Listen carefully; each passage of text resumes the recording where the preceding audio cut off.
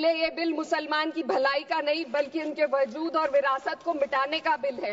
हिंदुस्तान में सर मैं माइनॉरिटी महिला हूँ, इस सदन में हम सिर्फ 2 महिलाएं हैं और उस नाते से मैं ये बात कहना चाहती हूँ कि इस बिल के माध्यम से मुस्लिम महिलाओं को कुछ नहीं मिल रहा है, ये हमें कुछ नहीं देना चाहते, सिर्फ टोकनिज्म हमारे नाम पर बनाकर एक नैरेटिव मीडिया में चलाना चाहते हैं।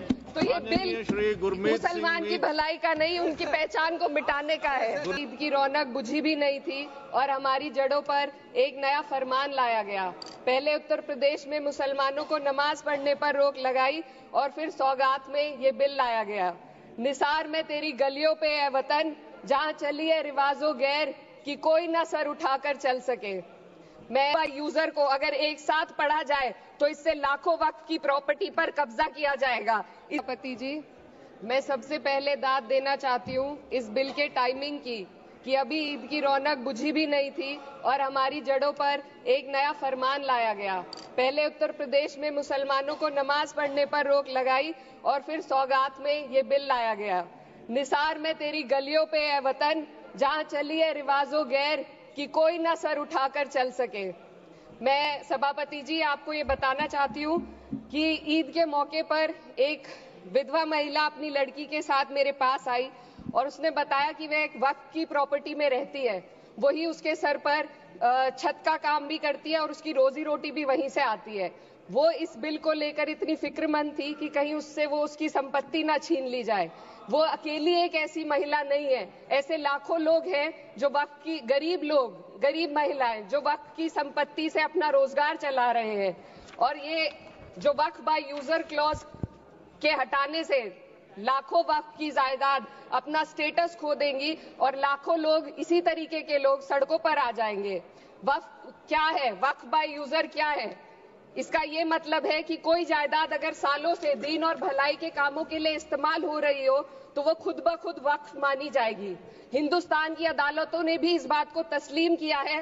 वक्फ बाय यूजर सिर्फ वक्फ बोर्ड को ही मिली कोई खास सौगात नहीं है, ये बल्कि सभी अन्य धार्मिक ट्रस्टों को परंपरा और यूज के आधार पर बिना किसी डॉक्यूमेंटेशन के धार्मिक चरित्र को डिक्लेयर करने का राइट मिला हुआ है। भारत के संविधान के आर्टिकल 13 क्लॉज 3 में कस्टम और यूसेज को कानूनी वैधानिकता प्रदान करता है। इसी आर्टिकल से वक्फ बाय यूजर भी निकला गया है। इस बिल के कानून बनने पर वक्फ बोर्ड तो इस प्रोविजन से हाथ धो बैठेगा, लेकिन अन्य धार्मिक ट्रस्टों को यह सुविधा जारी रहेगी। इससे भारतीय संविधान के आर्टिकल 14 और 15 का सीधा उल्लंघन है, जो धर्म और जाति के आधार पर भेदभाव और कानून के सामने सभी की बराबरी पर जोर देता है। मैं इसके साथ ये भी कहना चाहती हूँ कि सत्ता के लोग जो एक दूसरे की पीठ थपथपा रहे हैं कि वक्फ बाय यूजर का जो अमेंडमेंट इन्होंने दिया उसको एक्सेप्ट कर लिया गया है, लेकिन इनकी शरारत यह है कि उसके साथ ही एक ऐसा प्रोवाइजो इसमें शामिल किया गया जिसके आधार पर यह कहा गया है कि अगर कोई भी वक्फ की संपत्ति विवादित हो तो वो अपना वक्फ स्टेटस खो देगी। तो जो अमेंडमेंट इन्होंने दिया है, जिसको एक्सेप्ट कर लिया गया है, उसका कोई मतलब नहीं है। ये इनकी नीयत है जो साफ जाहिर हो रही है। सोने पर सुहागा एक काम और किया है। सरकार ने वक्फ की कानून के सेक्शन 107 को हटाकर लिमिटेशन एक्ट में 12 साल तक ही किसी के खिलाफ अदालत में जाने का प्रोविजन है। सेक्शन 107 में बोर्ड को लिमिटेशन एक्ट से राहत मिली हुई थी। वक्फ बोर्ड कभी भी अवैध कब्जाधारियों के खिलाफ अदालत जा सकता था। अगर ये सेक्शन ना हो तो अवैध कब्जा करने वाले लोग कानूनी प्रक्रिया का फायदा उठाकर वक्फ की प्रॉपर्टी को हड़प सकते हैं। अन्य धार्मिक ट्रस्टों पर भी ये लिमिटेशन एक्ट लागू नहीं होती, तो फिर वक्फ बोर्ड के साथ ये सौतेला रवैया क्यों किया जा रहा है? धर्म को देखकर दोहरी नीति क्यों अपनाई जा रही है? सेक्शन 107 और वक्फ बाय यूजर को अगर एक साथ पढ़ा जाए तो इससे लाखों वक्फ की प्रॉपर्टी पर कब्जा किया जाएगा। इसलिए ये बिल मुसलमान की भलाई का नहीं बल्कि उनके वजूद और विरासत को मिटाने का बिल है।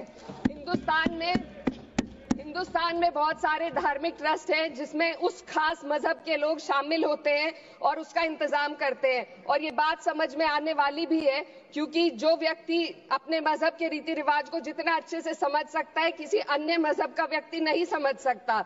आर्टिकल 26 क्लॉज 2 के तहत धार्मिक संप्रदायों को अपने मजहबी इदारों के एडमिनिस्ट्रेशन का हक देता है, लेकिन वक्फ बोर्ड के बारे में इसको उल्टा किया जा। Sir 2 minutes sir please 2 minutes. सरकार इसे एक सेक्युलर बॉडी मान रही है और इसमें गैर मुस्लिमों को शामिल करने की बात कह रही है।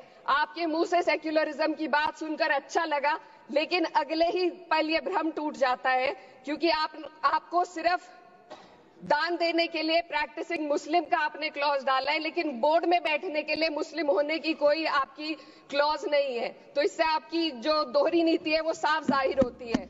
ये वही सरकार है जिसने राम जन्मभूमि ट्रस्ट में ये लिख दिया कि जिला अधिकारी भी अगर होगा तो हिंदू होना चाहिए। कोई मुझे बताए कि वहां पर सेक्युलरिज्म का रस क्यों नहीं घोला गया। सर आखिर में मैं अपनी बात को खत्म करने से पहले महिलाओं का मुद्दा बार बार उठाया जा रहा है। सरकार का कहना है कि बोर्ड में मुस्लिम महिलाओं को रिप्रेजेंटेशन देंगे। इस कानून से पहले भी मुस्लिम महिलाएं बोर्ड में मेंबर रह चुकी हैं और मिनिमम 2 का प्रोविजन था, उससे ज्यादा भी हो सकती थी।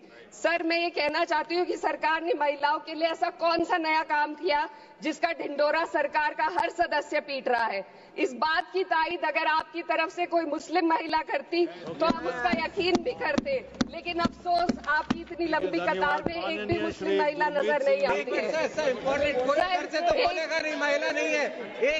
मैं खुद एक मुस्लिम महिला हूँ, मैं सिर्फ एक सर मैं माइनॉरिटी महिला हूँ। इस सदन में हम सिर्फ 2 महिलाएं हैं और उस नाते से मैं ये बात कहना चाहती हूँ कि इस बिल के माध्यम से मुस्लिम महिलाओं को कुछ नहीं मिल रहा है। ये हमें कुछ नहीं देना चाहते, सिर्फ टोकनिज्म हमारे नाम पर बनाकर एक नैरेटिव मीडिया में चलाना चाहते हैं। तो ये बिल मुसलमान की भलाई का नहीं, उनकी पहचान को मिटाने का है।